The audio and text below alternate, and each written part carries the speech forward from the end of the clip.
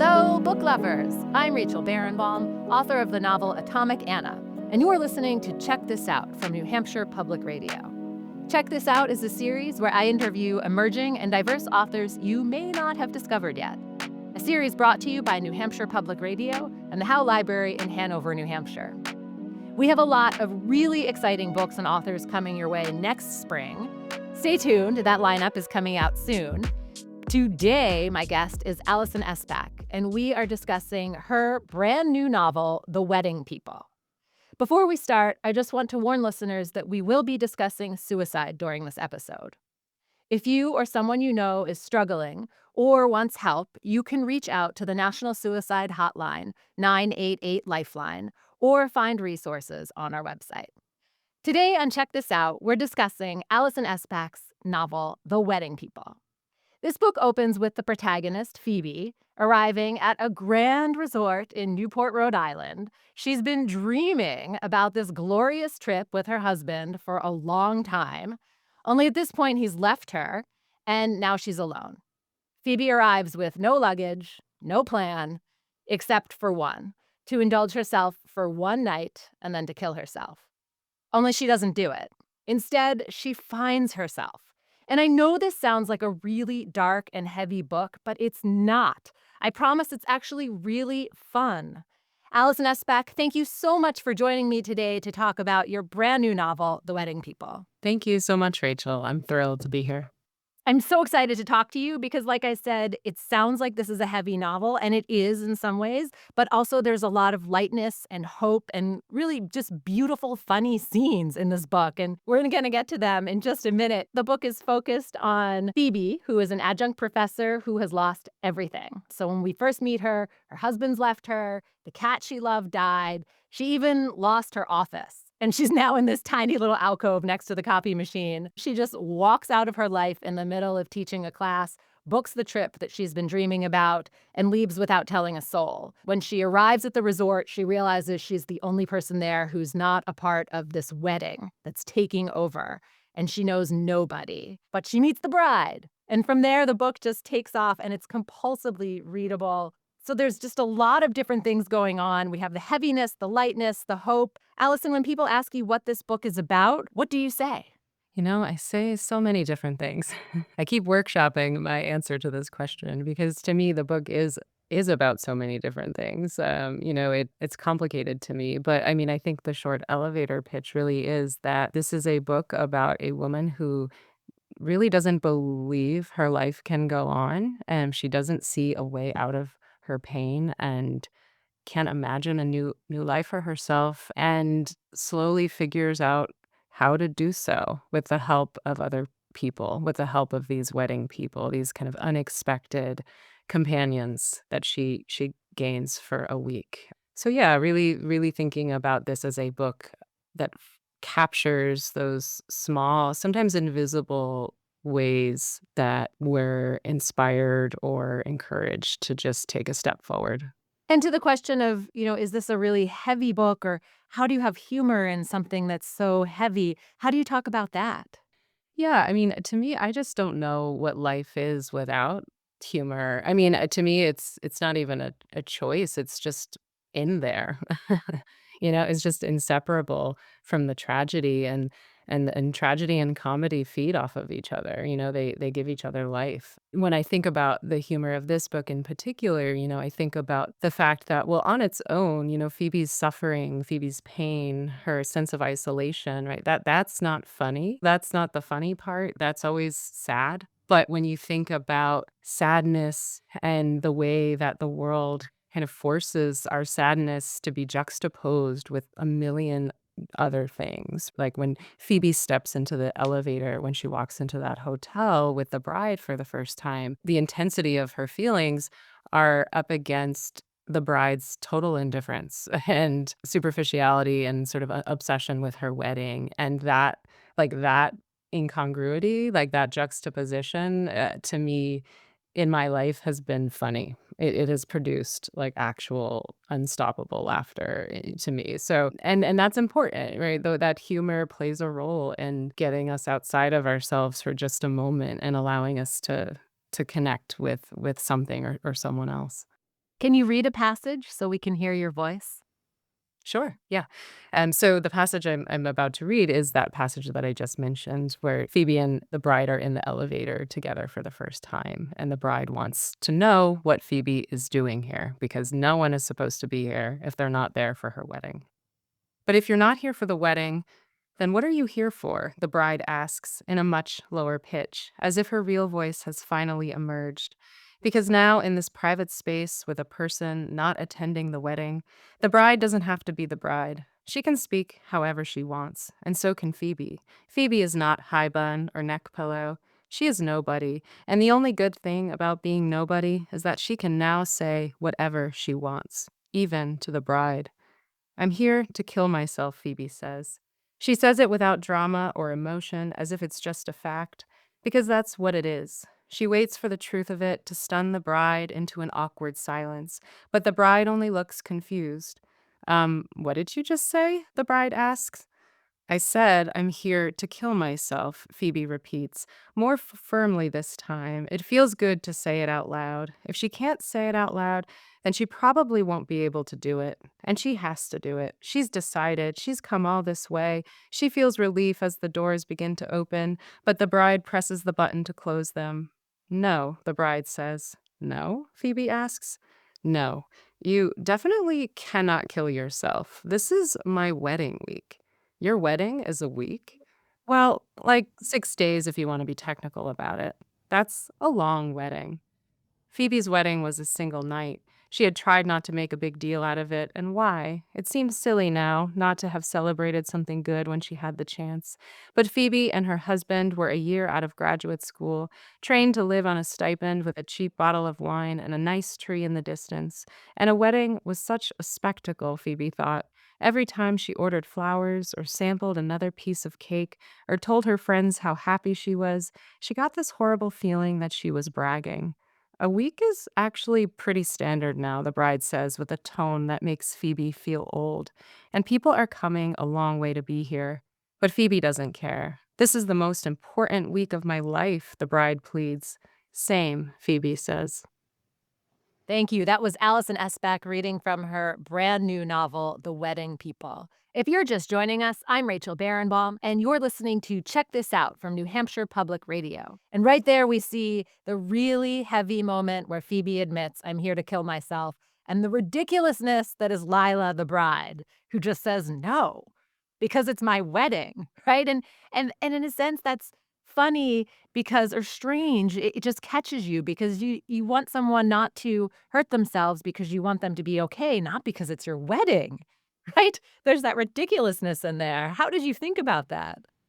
Yeah, I really just tried to stay as true to the characters as I could, right? Thinking about, well, this is a woman who's obsessed with her wedding, and that's all she's really thinking about. And so when she hears this confession of Phoebe's, like that's the only lens through which she's going to filter that information. No, this cannot happen. This is my wedding, right? Like this isn't about you. This is about me. And that's a ridiculous response.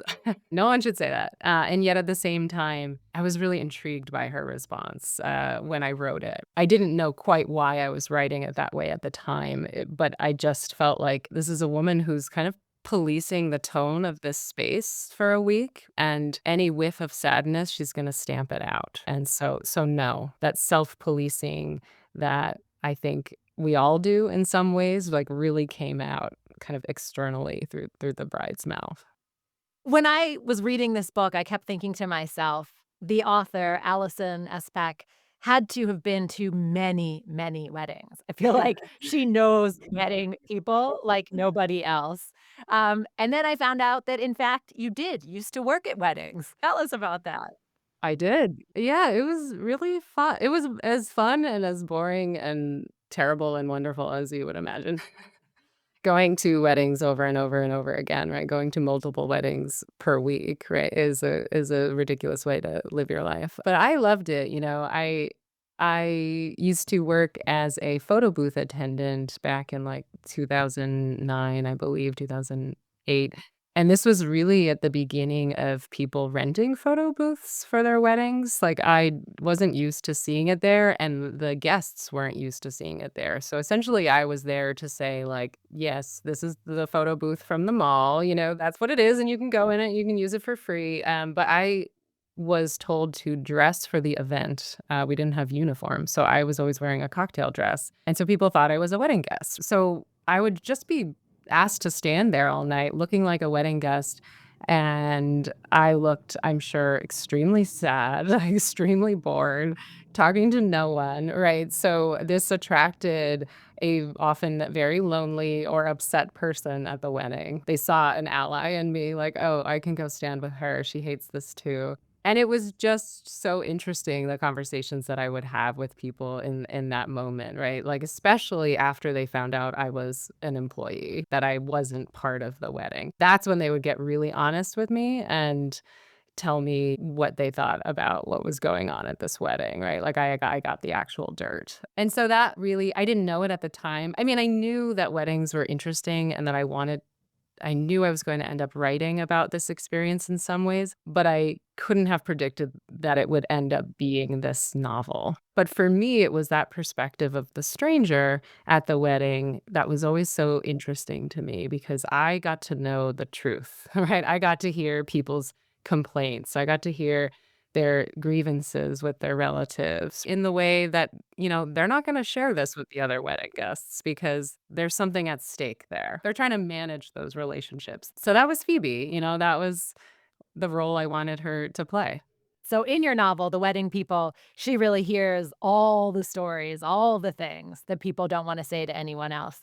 And what I came to understand that I hadn't really thought about before, I just hadn't put the pieces together, is that it seems like weddings are supposed to be this moment of happiness, and they are, but there's always in the background somewhere sadness or despair, even if it's because, a grandmother is missing or whatever, but there's always these layers of sadness in there with the wedding. And I just wanted to ask you how you thought about that, especially given working the photo booth and hearing all these stories. Is that what you found?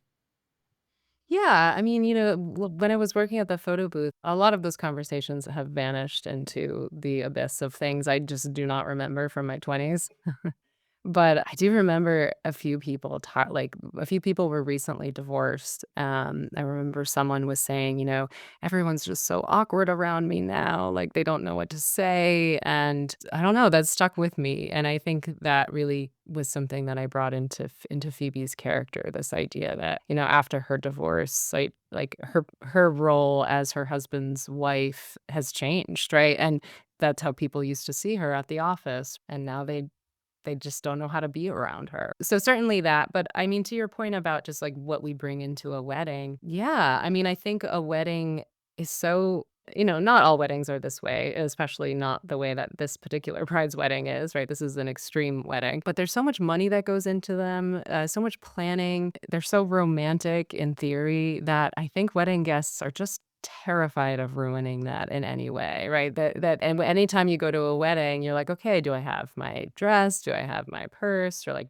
what emotional baggage do I just need to just check at the door right now? Like it's kind of for a forced self-assessment of like, what am I not going to bring up? What am I going to keep to myself this weekend? And so I think it does, it creates this illusion of like, we have to be our best selves and we have to hide something about ourselves for 3 to 4 days or however long it is. And this wedding is 6 days. So it's like you can't ask people to hide things for 6 days, right? Something's gonna come out. And, Phoebe is the first person that they can start confessing that to, right? Start her confession, her moment of, like, radical honesty is contagious and allows others to inhabit that same space. Like, maybe it is okay to say that I don't like my fiance's beard. I mean, that's a small thing, but right, like, that's not the kind of thing you should be saying as a bride days before your wedding. You shouldn't be criticizing your fiance, right? People would be suspicious of that or worried about that, but you can say those things to Phoebe. And right there is the humor. That's a perfect example of, actually, I want to admit that I really hate his beard. A funny moment. I understand that the idea for this book, The Wedding People, came to you while you were writing another novel and that you were actually inspired by the loss of your own brother. Would you mind talking about that for a little bit? Sure, yeah. So, my second novel, Notes on Your Sudden Disappearance, is a novel that is more specifically inspired by the loss of my brother. That is a novel about a young girl who loses her older sister very suddenly in a way similar to how I lost my brother in a car accident. And she, writes notes. She keeps notes on, like, the rest of her life and sort of directs the story of her life in the wake of her sister's death to her sister, right? Her sister is her main audience and always has been. And that was a really important book for me to write. I mean, I knew that if I was going to write that story at some point, and I needed to write the story of my grief over the loss of my brother Michael, but because it was such an important story for me, I really struggled with how to write it, right? I kept rewriting it. I kept agonizing, is this the way to tell the story? I put so much pressure on how to write that particular story because it felt tragic to tell it wrong. Tragedy upon tragedy. So that was just too much, and it ended up taking a long time. And somewhere in the middle of that process, I gave up. I thought, no, I can't take this anymore. Why am I thinking about death, and why am I spending all this time writing this story that really I wanna move on from? And I was like, I'm gonna write this fun novel about a woman who doesn't, abandons her responsibilities and checks into a luxury hotel. Like, you could clearly tell, like, what my fantasy was. And it's not gonna be sad. It's not gonna be about any death at all. Like, it's just gonna be about this fun wedding, and giving myself real permission to write like an easy breezy, like beachy book or something. And I just started writing it, and then I wrote that scene with the bride, and I didn't know why Phoebe was there. I'm figuring it out as I'm writing it. Is she an assassin? Is she there to have an affair with an ex-lover? And then I just wrote, I'm here to kill myself. And I thought, no, I mean, I think I was the bride. Like, I was like, no, you're not doing this. Like, both on a plot level, but also on a writerly level of you just said you wanted to move away from dark material, and I put the book away for a couple years. I finished Notes on Your Sudden Disappearance. I mean, I think I went back to Notes and I was like, "You know what? I can do this," right? But I just kept thinking about Phoebe, and I just kept thinking about that interaction in the elevator and wondering what would happen after that. And when I returned to it, I realized much more clearly that I was the bride, right? I was saying no to myself. I was saying no sadness can be in books. What? Like, that is the that's not even what I love about literature. I love that it goes to dark places and light places. So I really just realized that I had to give myself permission to write about the complexity of everything and to not be so afraid to go to that dark place. So when you wrote The Wedding People, you didn't have the full outline, you didn't know where it was going, you just sort of went in the elevator with these 2 characters, Lila and Phoebe, and saw where they took you? Yeah, pretty much. I don't recommend writing this way. It leaves a lot of room on a lot of work on the back end, right? Where you're like, wait, what have I done? What have I created? But to me, I do find that I need that mystery of not knowing what will happen, and being almost like the reader, sitting in the moment, thinking, is she gonna do it? Is she not gonna do it? Like, how could a bride say this? What does this mean about the bride? Right? Like, I need to be wondering those questions, and then I write to answer them. So yeah, I do know the general arc. I had a graduate professor who said, you're in good shape as long as you know the shape of your book. Is it a circle? Is it a cone? Is it two lines intersecting? Like, can you visualize it? And I thought that was so helpful to me because that really is how I see it. I knew the shape of the book, and I knew enough about Phoebe that she was in a dark place and she was being defined by her sadness and that she was going to move beyond it, but I didn't know how. I'm Rachel Barenbaum. You're listening to Check This Out from New Hampshire Public Radio. My guest today is Alison Espach, and we are talking about her brand new novel, The Wedding People. Allison, I want to dig into the two main characters, Phoebe and Lila. They are two women at this glorious, fancy resort hotel in Newport, Rhode Island, and they're there for very different reasons. Lila is a bride, she's about to get married, and Phoebe has shown up and taken herself to this resort in order to kill herself. And in a sense, they're both enacting fantasies, right? One is this very dark suicidal fantasy, very heavy, very scary. And the other is the fantasy of a marriage and a wedding, right? That this is going to be happily ever after. How did you think about putting these two opposites together? Yeah, I love the way you just described that because I think that is how I was thinking about it. I didn't realize the part about Phoebe and her sort of fantasizing until a little bit later. I mean, I think the bride's fantasy was very clear to me, right? She wanted this romantic, kind of historic wedding in Newport, chose a very historic spot for it, and yet the modern world keeps creeping in. She wants a vintage car and gets a Uber Black, and she just is can't handle it. And both of them are in this way perfectionists. They both planned it out to the smallest detail. And if anything goes awry, it's not worth it anymore, or it really calls the whole plan into question. Yeah, I mean, I was thinking about the way that it's so easy and so tempting to think that there's always just gonna be one solution, right? Like, that we can create the perfect situation or the perfect event or whatever, the perfect relationship, or for Phoebe, the perfect death, and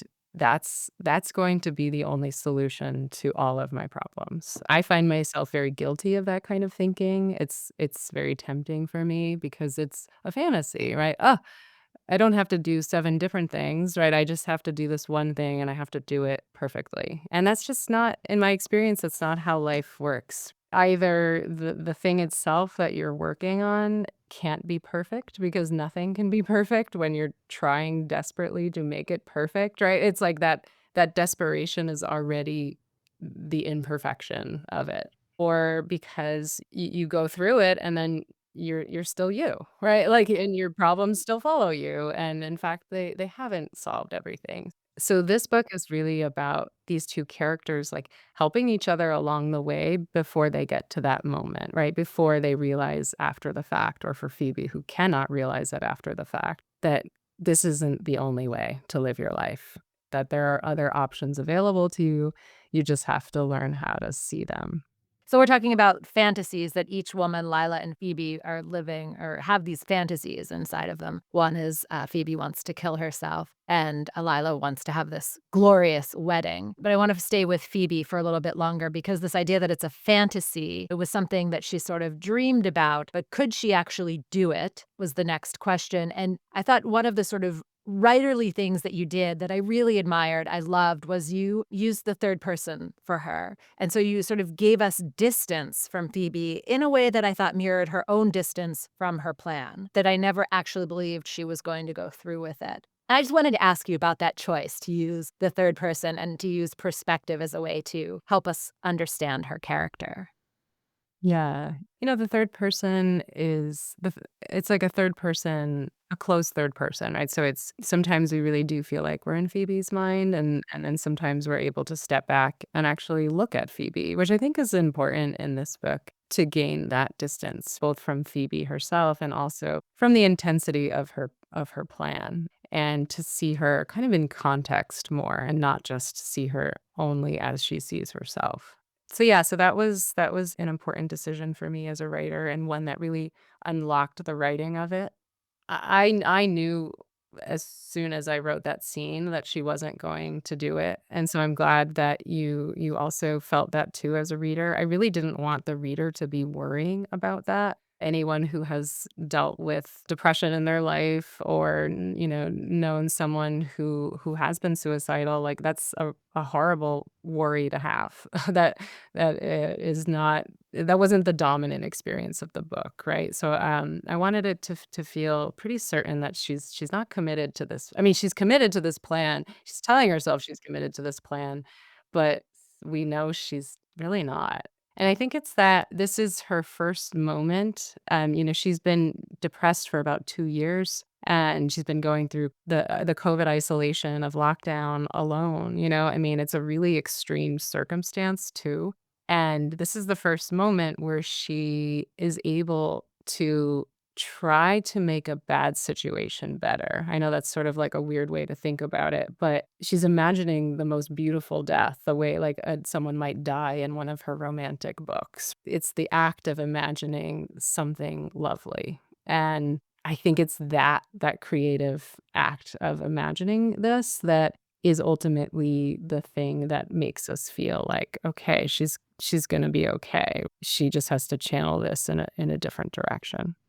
The other main character, Lila, I think was also really trying to make a bad situation better. I feel like that describes them both perfectly. We meet her on her wedding week and she's supposed to be happy and she's all in white and this beautiful moment. But actually, when we peel back that layer, we realize that she's lost her father. She was very close to him. He died from cancer. And she's struggling to figure out who she is and where she fits in the universe. And she's found this man that she thinks maybe is going to cure it all and make everything better. But is he?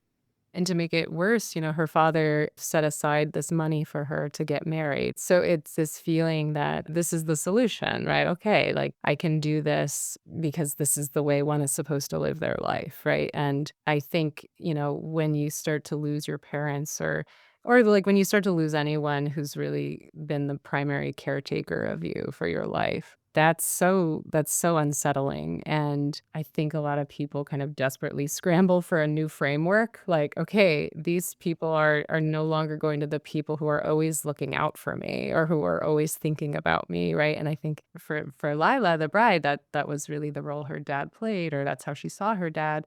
And so her gaze sort of fixates on Gary, her fiancé, who's a doctor, who is promising to make everything okay, and that's really seductive, especially for someone who's grieving. But ultimately, like, I think that's what Lila is struggling with during this week. She's seeing Phoebe and seeing the ways that Phoebe is starting to liberate herself from those concerns, and Phoebe is starting to realize, "You know what? Actually, I can be on my own. Look at all the new unexpected connections I just forged on my own this week." That's contagious for Lila too. I think, it's sort of a model that perhaps she didn't have. She really starts to question with a lot of prodding, a lot of help from Phoebe, right? That, okay, like, why am I doing this? What do I want? And she realizes at some point in the book, she doesn't even know what she wants because it's not a question she's ever really allowed herself to have. She's always so worried about everything else and worried about how she's going to be perceived. She's really lost touch with her desire. If you're just joining us, I'm Rachel Barenbaum. My guest today is Alison Espach, and you're listening to Check This Out from New Hampshire Public Radio. We are talking about the brand new novel, The Wedding People. So these are really heavy, big ideas that your characters are wrestling with, but then you throw in the mention of Lila's dad left her some money for the wedding. But it's not just some money, it's $1 million. This is a humongous amount of money to throw a glorious, glamorous, crazy wedding. So that sort of gives us that mirror that we were talking about, that ridiculousness that we can use to talk about this, because Lila can be upset that we missed out on the palate cleansers that she had paid $8,000 for, or whatever the amount was. That's absurd to spend that much money and to be worried about those details. But I think that's what gives us as the reader really the room, the ability to look at these characters at these harder issues. Yeah, I think I'm starting to believe this more and more as a writer, right? Like characters and people are both like what they are, what they appear to be, and then also the exact opposite, right? So it's Lila can be sort of steeped in these like deep dark concerns, and so can Phoebe, and yet at the same time it's like, wait, why aren't where are the palate cleansers? I paid for these. Like we need them. Both of those thoughts can coexist at the same time in a person. And that's kind of funny to me. I mean, I think that is absurd. That is one of the great absurdities of life, that we can be focused on such a small, stupid thing while we're consumed by a large kind of cosmic concern. I think it's easy to give Lila a hard time for the way she is. She's kind of in some ways, at least in the beginning, stereotypically that like bridezilla figure that I think the culture loves to hate and loves to make fun of. But I actually have a lot of tenderness for Lila, and I do hope my readers end up feeling that way about her because for me, when I was growing up, after I lost my brother, we were a family that was just struggling with some dark stuff, struggling with how to even just feel happy on a day-to-day basis. And I was plunged back into the high school world, or really 8th grade at the time. And I lost touch with those little things that used to consume my day, right? Like I had this huge grief and was thinking about death and heaven and does it exist? And, like I was really plagued by these big concerns. And it seemed as if my classmates were exactly the same. Who's going to the middle school dance with Brandon or whatever the concerns are. And I remember longing to reconnect with those concerns. Like, I remember feeling not left out, but, like, worried because it was like, I don't care anymore. I don't care what happens in the lunchroom. I don't care about my vocabulary homework. I don't care. That can feel freeing for a short time, but then it can start to feel really isolating and really boring, honestly. So Lila to me was like the person that I've like always admired who in some ways can like wholly invest themselves in a superficial thing or get so obsessed with planning a party, which we can think of as silly. And yet at the same time, a party needs to be thrown by someone. It's a space in which we can all come together and like form connections with each other. And that's like where life happens. That was interesting to me about Lila, how this party is like such a burden to people, and yet it's also the gift. You mentioned that when you were younger, you were questioning yourself, how do you find happiness? And you actually have a couple of beautiful scenes in your novel, The Wedding People, where the groom, Gary, sits around with Phoebe and he lets all pretenses down and he admits that he is wondering something very similar. Can you be happy? What is happiness?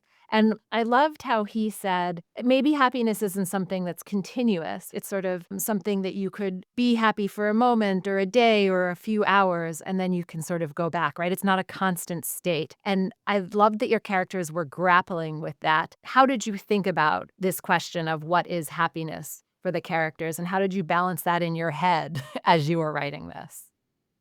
I think that is the hard part about happiness. When I think about the times in my life when I've been maybe suffering the most or most unhappy, it's there there was always this feeling like I had to rush back into happiness. Like I got to get myself back there or I used to be happy and now I'm not, right? So this state the state that I'm in is like um it's not a good stage. I just need to figure out how to be happy, right? So it was that urgency, that pressure to be happy, this belief or this assumption that I had that happiness should be constant, right? And that we should always be in that state, which is just not life. I mean, that's just not how it's going to be.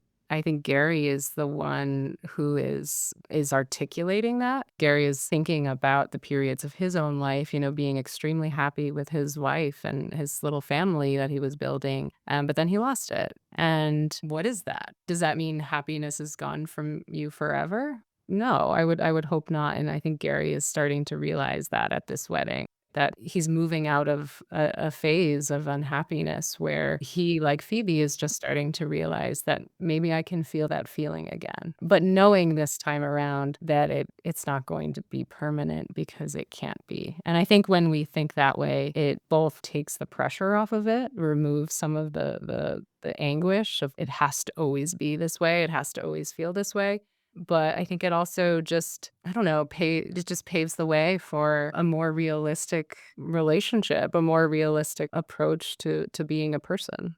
I'm Rachel Barenbaum. You're listening to Check This Out from New Hampshire Public Radio. My guest today is Alison Espach, and we are talking about her brand new novel, The Wedding People. Alison, you have two main characters that we've talked about, Phoebe and Lila. They are the driving force in this book, The Wedding People, and both of them are sort of looking at motherhood from different perspectives. Phoebe has spent years going through IVF. She's approaching 40. Every attempt has failed. She's facing the fact that she will never be able to grow a child within her. And then we have Lila, who's looking at marrying a man, Gary, who has a child already, a 10-year-old named Juice, who is just hilarious and amazing in her own way. But both of these women, Lila and Phoebe, are looking at motherhood from different perspectives. Can you talk about that and why you chose those two different perspectives?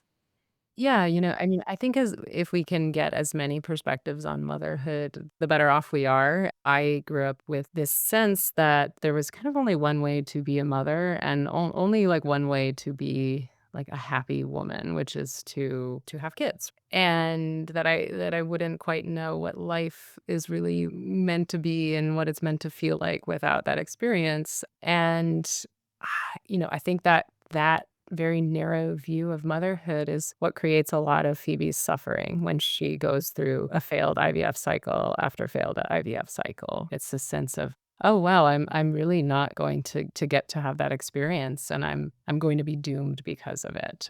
And I just don't think that way. I mean, I think there are so many ways to be a mother. I think we can be literal mothers to our biological children, but we can also mother other people's children that come into our lives for all different kinds of reasons. We can mother our friends. I think in some ways Phoebe mothers Lila in this book a little bit. She serves the role that perhaps Lila's mother isn't serving at that time in their lives. So that was just important to me to explore and just kind of create this other experience for Phoebe to get excited about. It's not just this is my lot in life now. It's sort of a, oh wow, look at Juice. Like what a joy it would be to know her and to talk to her, and I'm not quite her mother, of course, but I'm stepping in for a short period of time when she needs me. And Lila is just not interested in that, right? I think she's realizing during this week that it's not something that she wants and is trying to figure out how to navigate that because that is, in theory, the life she's chosen when she agreed to marry Gary.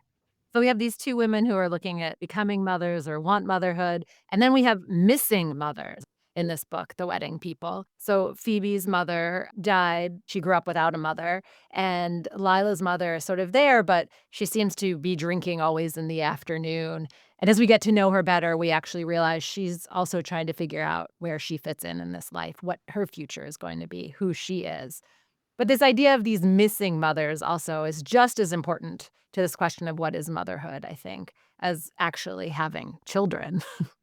I think so. Yeah, I mean, for Phoebe, her mother died during childbirth, so she never knew her mother, but she grew up with this guilt, this feeling that her life had to be worth it, which is again another way of putting immense amounts of pressure on herself, right? That I don't think a child should feel. So yeah, that missing mother, in many ways guided her whole life and guided her to this place where she feels like, okay, well, now I have to make the family. I have to be the mother that my mother didn't really get to be. And that's coming from somewhere outside of her. That's not like an internal desire necessarily, but that's coming from this external situation that is giving her a certain kind of narrative about the way a person is supposed to live their life. If you're just joining us, I'm Rachel Barenbaum. My guest today is Alison Espach, and you're listening to Check This Out from New Hampshire Public Radio. We are talking about the brand new novel, The Wedding People. There is a lot of grief and sadness and loss in this book. It's funny, too. I want to be clear to all of our listeners, this book, you will breeze through it so quickly. And I realize it sounds strange to say that it's funny because there's such heavy subjects in here, but that's really how we can digest and deal with and talk about these very heavy subjects that are in this book, The Wedding People. I wanted to ask about the idea that grief can strip away pretenses or norms, that when you're grieving, you can finally step out of whatever shell that you are in and just be yourself. It seems that that's how the characters feel. What do you think about that, Alison? Yeah, I think that has been my experience of grief, at least in the beginning, that it frees us from those concerns I was talking about earlier. I don't really care what my classmates think of me anymore. That doesn't matter anymore. And to be an eighth grader and to realize that, I mean, that is like really satisfying liberation. to walk into that lunchroom and feel beyond caring what your classmates think. That allowed me to be closer to what I would call myself, like, that allowed me to just say what I wanted to say and feel what I wanted to feel. But I think, it also helps us see people as full, complicated people. I mean, I grew up watching my parents grieve because they had no choice. They were wonderful parents. They did everything they could possibly do in the situation we were given, but they couldn't hide their grief from me. I mean, it was just impossible. And so I grew up seeing that and thinking about how that changed my relationship with them. I was a teenager who didn't really yell at my parents because I don't know if that's what teenagers are still doing. I think in the 90s we were at least in movies we were yelling at our parents all the time, but I was always aware that, oh, here is a woman who's lost her child. It's a very intense way to look at your mother when you're a 15-year-old. So I think grief is dark and grief is heavy and grief can ruin our lives in many ways, but I think it is also a point of access into really full, complicated connections with other people in your life. I feel in a way grateful for that perspective that I had on my family growing up, that they weren't just my relatives, right? But I saw them as people very early. I would be remiss if I didn't ask you about the role of Virginia Woolf in these pages in this book, The Wedding People. Alison, it seems like Virginia Woolf is a huge influence in the book, maybe over you in your life. Tell us about Virginia Woolf and this book. It's funny, I am teaching Mrs. Dalloway this week, so I've been thinking a lot about Virginia Woolf this week. Yeah, I mean, I really just love that novel, and I love the way that Mrs. Dalloway asks us to look at a party, this party that Mrs. Dalloway is throwing in so many different ways, right? I mean, the characters in this book, some of them see it as this trivial, like, high society performance, of wealth, right? Which in many ways it is. But for others, it's a meaningful experience. It's a place to get out and connect. I mean, that's just a simplified version of what's going on there. But I just love that how many perspectives she brings to looking at this kind of ordinary thing that happens a lot. And I think for Mrs. Dalloway, we're seeing her, like, in the space, the years beyond the marriage plot of her life, right? The marriage plot of her life was, like, when she was younger and deciding between, two loves, Peter and Richard Dalloway, right? And, like, I think if you were trying to sell the most marketable book, that's the story you would tell. You'd focus on that kind of courtship and the decision she's about to make. And I just love how Wolf takes us, decades later when Mrs. Dalloway is just dealing with the consequences of her choice and dealing with the lived reality of what it means to be this married woman. And, a lot of scenes of her just, like, looking at herself in the mirror thinking, like, am I really this person? Who am I actually? Which is what your characters are doing in The Wedding People. Yes, yeah, that was very inspirational to me. And thinking about, well, this is a world in which the characters are modern, they live in the 21st century, they're gonna get divorced, right? And maybe a choice that Mrs. Dalloway wouldn't have made just for all kinds of, like, societal pressures. So I was interested in writing that version of it, right? That here we have more options available to people that are more normalized. So what would it be like to have this married woman just be set free? She doesn't see it that way at first, but ultimately that is what it ends up being for Phoebe. This book launched as a New York Times bestseller. That is unbelievable. So few books in the world launch as bestsellers. Congratulations. How did that feel? Tell me about that experience. Thank you. Yeah, I mean, it was just amazing. I don't I'm still, like, giddy about it. Uh, it feels like getting, like, the gift that you, like, asked your parents for Christmas, and you knew they would never get it for you, and it would never be yours, right? Like, that is the feeling that I had, that Wednesday that my editor called me and told me that I made it on the list. Was just, I cannot believe I get to have this experience. I cannot believe this is gonna be part of my life. It just is very surreal. And I would say my first and second book did pretty similarly out in the world, and I was happy with their reception. Like, they weren't bestsellers. Some people read them, a lot of people didn't, but people had nice things to say about them, and I thought, "Fine, that this is good. This is great. This is my writing life. This is how it's gonna be." So I remember I can't remember, it was, like, either my editor or my agent saying, like, "How do you want us to call you if you make the bestsellers list?" And I laughed. I was like, "What?" I didn't know that was in the realm of possibility, I'll say. So, just really, really lovely. Yeah, because most books are really quiet. And so on this show, we really highlight emerging and diverse authors, authors that have had quieter books, and maybe this is their breakout, this is their big moment. And so it's super exciting to have you on the show to hear about, that you've had both the quieter book and then the success, right? Because people usually look at the success and think, oh, she just wrote this bestseller, like no big deal. It's like, well, actually, clawed my way to this. So amazing. And also, I understand that this book is already in the process of becoming a movie. We are working on the screenplay, and by we, I don't mean me actually. Nicole Holofcener is adapting it for the screen, and as far as I know, she's working on it, and we're kind of waiting to see what comes from that. So you are also a professor, like your main character, Phoebe. You teach at Providence College. What advice do you give to your writing students?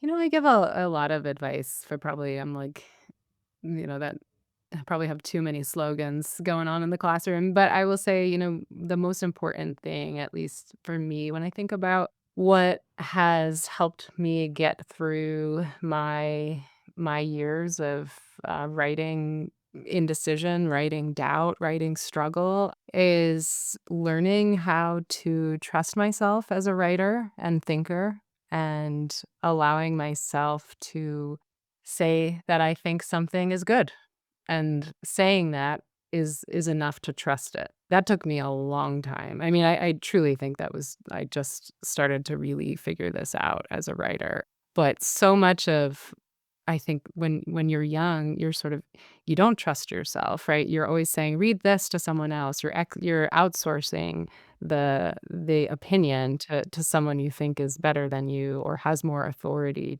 to call something great literature. And I think that, of course, there's a place for that, and we do need other people's opinions, but I think learning how to decide that for yourself and learning how to cultivate your own sense of what you think is good is so important, because at the end of the day, especially if you're a novelist, right, like, you're making so many decisions alone, right? You're going to make most of the decisions alone, and you really need to trust that you can do that, and in a peaceful way.